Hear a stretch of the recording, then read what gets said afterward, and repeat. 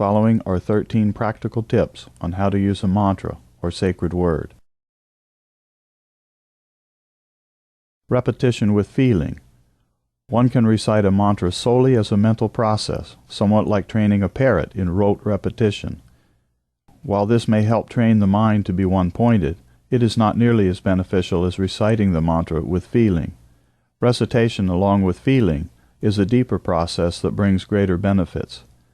In either case, it is important to note that the use of mantra merely to repress emotions is not the intent. With emotional challenges, mantra can have a stabilizing effect while a person deals with those challenges in other healthy ways as well. Chanting mantra aloud or internally. Chanting mantra aloud can be a very enjoyable and useful process, whether alone or done with a group of people. After some time, that process turns inward, and the chanting is done in the inner silence. Repeating itself. One might initially use willpower to remember the mantra. This training the mind has a centering or balancing effect. However, it is not a good idea to use mantra to repress, avoid, or escape from other thoughts or emotions. Another approach is to sit silently with attention inward and allow the mantra to arise and repeat itself. It might take some time, but this is a subtler practice. Notice that repeating with willpower is a form of expression, while allowing a mantra to arise and repeat itself requires attention. Expression and attention relate to the indriyas of yoga. The process of attention is more internal than the process of expression. Also, attention leads to concentration. In turn, concentration leads to meditation, and then meditation leads to samadhi. Mantra at its own speed. Some practitioners and teachers of mantra recitation intentionally see how fast they can recite the mantra. This can definitely create a groove in the mind for remembering the mantra. A more advanced or internal practice is to allow the mantra to come at its own speed.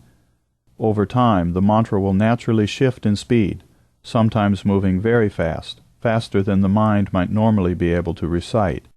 At other times it will naturally move very slowly. Counting or not counting. Counting practices can help to focus the mind and create deep impressions that have a stabilizing effect.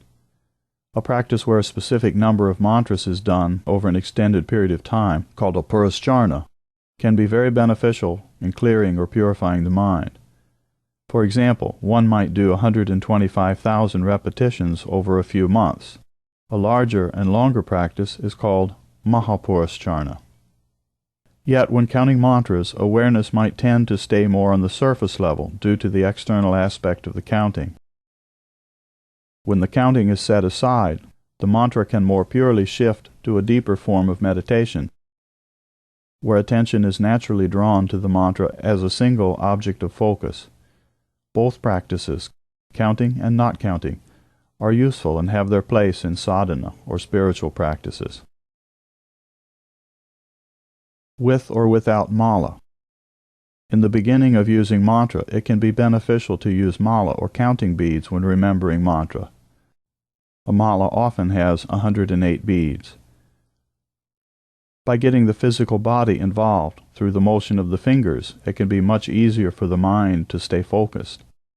However, setting aside the mala, disengaging the use of the motion of the body, the karmendriyas, allows the attention to more purely go inward, past body and sensory awareness, following the mantra as it leads you inward. Both types of practice, with or without mala, are useful and have their place in sadhana or spiritual practices. 4 levels. Mantra will naturally move inward through stages if allowed.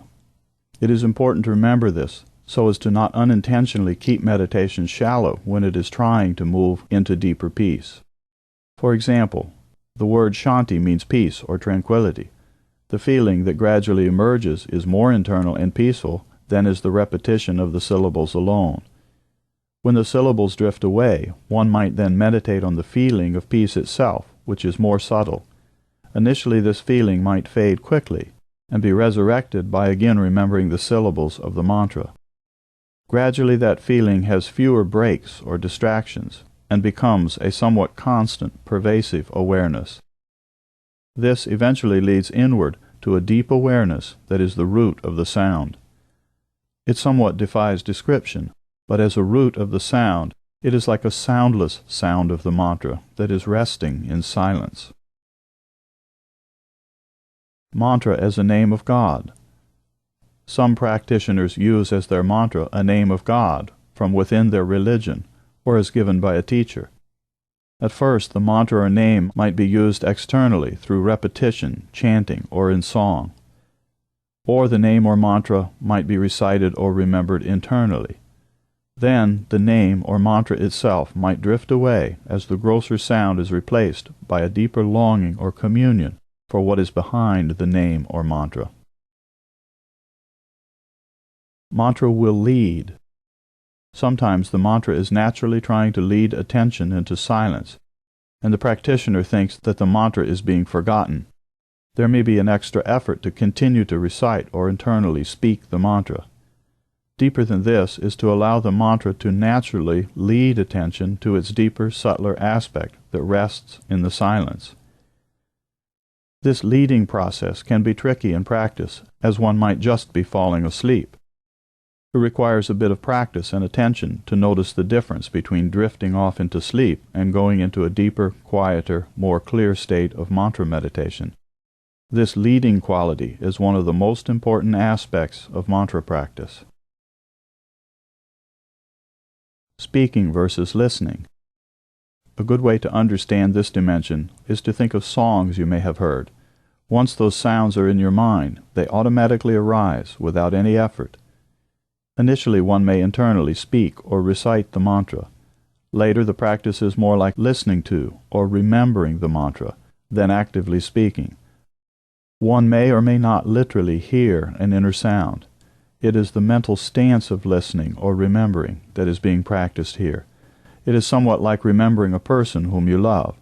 The name of the person may come and go in your mind field, but the memory of the person is not dependent on the presence of the name.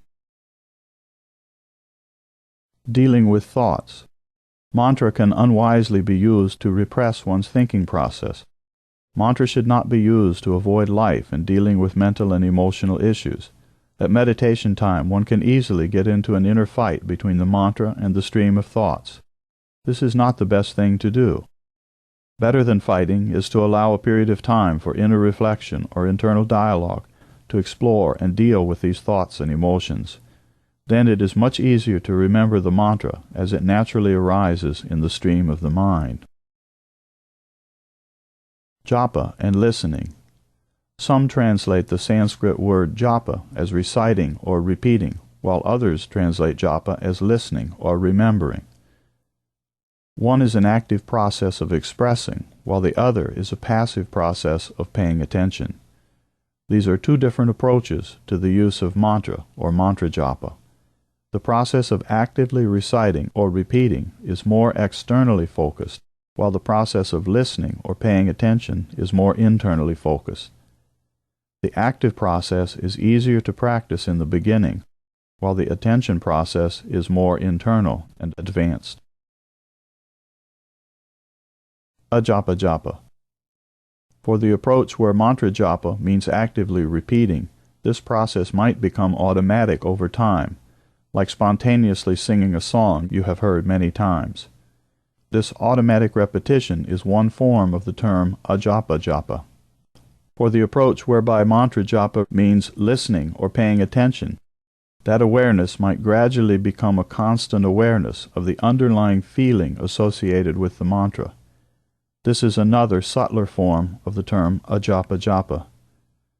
Where mantra japa means repetition, then putting a in front of it means without repetition. Hence, ajapa japa is repeating without repetition. It is automatic. Where mantra japa means listening or remembering, then ajapa japa means constant remembering without the effort of reciting to cause that awareness.